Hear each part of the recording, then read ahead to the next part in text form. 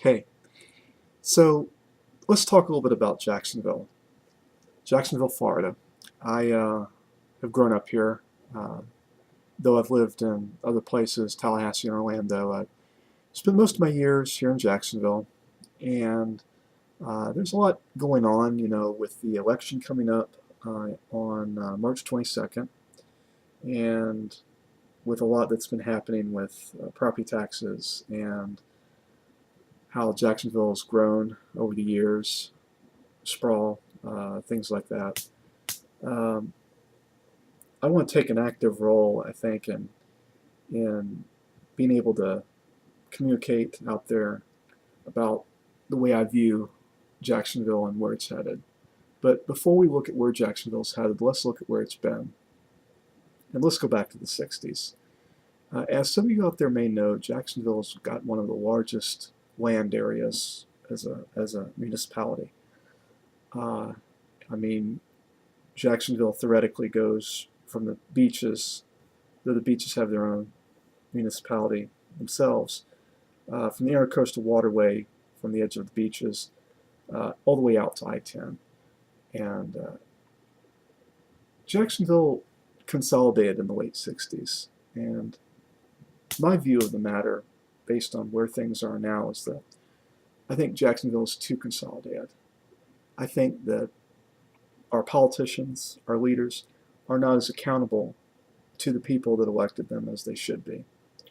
Case in point, two straight property tax increases in the past 2 years. And I think that the people that are elected, aren't doing a good job. There we go, I said it. I'm not satisfied with the way the city's being run. Um, and here we have a new mayor coming along in the spring. And with the way it's set up, within a very short period of time, whoever it is that is unfortunate to be mayor of Jacksonville is going to have to quickly jump into the budget, jump into the numbers, and communicate with the citizenry of Jacksonville about what's going to happen with property taxes for going into the third year. Will we be facing another increase, or will something be done? And that mayor may be dealing with a different council, just for fun, because I'm a politics geek. Every once in a while, not often, but every once in a while, I'll check out City Council. And I love the public comment period. It's just pure entertainment for me. People going to City Council and going, please, please don't raise our taxes. Please don't raise our taxes. I'm a single parent. It costs a fortune, an arm and a leg just to communicate. Excuse me, not communicate, commute. Possibly to communicate too, but to commute all over the city with increased gas prices because of all the sprawl and the way the city's been allowed to develop. And, you have to admire people who really think that the politicians actually listen to them. I mean, decisions are pretty much made before the meeting happens. I mean, let's be perfectly honest between you and me. I mean, it's just they're just going through the motions when they have these city council meetings. But everyone gets their little chance to speak, and you have the vast majority of people are saying, hey, don't raise my taxes. And you see the waste. You see where they invest. You see the stupid things they do, putting a little brick into pavement. You think that's going to bring people downtown. You renovate a small little stretch of West 103rd Street. That's going to. Meanwhile, you have crime on 103rd Street. I mean, seriously. I mean, you have to look at the leadership that we've had over the past couple of years. You have a sheriff who is actually running for re-election, and it's like, what do you have to be running on? And I'm glad Peyton's not running again. Look at what we have, running. I mean, we have some of the establishment types. We have Audrey Moran, Mike Hogan, Alvin Brown. We have this new guy, Warren Lee. There's some write-in candidates. There's some other people out there.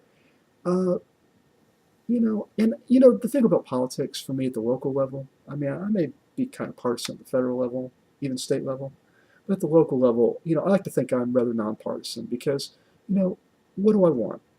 I want to live in a relatively safe community. I want my garbage picked up. I want my recycling picked up. You know, I mean, what do I want? I want fire delivery. Or I want fire coverage. So I have a fire truck comes if there's ever an emergency. I mean, what do you expect? You think about it. Think about all the money, and you think about how the property taxes are, and you ask yourself, okay, so the land values are down now. Where did all the money go back when the land values were high and people were paying through the nose? Constantly. You think about it, and you think, well, you have that, you know, neoclassical Romanesque, Roman style Greek temple to justice that we're building as a courthouse. You know, that's where the money's going. I mean, it's a courthouse, a courthouse. I mean, I believe in functionality, and beauty, but how much waste is there? And then, of course, this new mayor that comes along is going to have to go into the budget, and then is going to have the unpleasant task of, do you go to the public again and say, okay, been a rough couple of years, here we go for a third tax increase. And they had their JEA surcharges that they got, was it a couple of years ago? It just makes a JEA bill, which is, for those of you out there who aren't living in Jacksonville, or, it's the electric authority, the electric company, which is a quasi public authority that neither looks out for the public or, it's the worst of both worlds. They're not a people's authority, and they're not, but then again, they're not even a smart private sector entity. There's enough waste in JEA. It'd be nice to see them. You look at, if they were truly to open the books on some of these organizations, agencies, and truly look at it. Ask the hard questions. And the question I have is, who's going to ask the hard questions? And how many city council people are going to get voted out? I know I'm not real enthused, and I don't care who they are. I'm I like new people in the city council. We'll see what happens, though. I would like to be optimistic about Jacksonville, but over the past couple of years, my view on the matter, the way I see the world here, is that things have gotten worse here. I know for a fact crime has gotten worse. I know that personally. Not to go into details, but I know that. You look at it and you go, where's the money going? And then people will say, money is debt, money is an illusion, et cetera, et cetera, et cetera. You can see all sorts of stuff on YouTube that'll gray your hair out even more, but you have to look at it as, it's our government, it's our city. We have to, live with it. We have to make it work. We have to succeed. We have no choice. We don't want to end up like, I don't know, like any city up, out there that's in dire straits. So, but this is what I think about Jacksonville, and I can say these things because I like to think I've spent more time living here, at least trying to live here, than a lot of people, or a good number of people who currently live here. But you don't like to see a city that you grew up in degrade, get worse. People say, move out to Clay County. It's like you can move and you can move and you can move, and then you have to ask yourself, what are you moving from? What are you moving away from?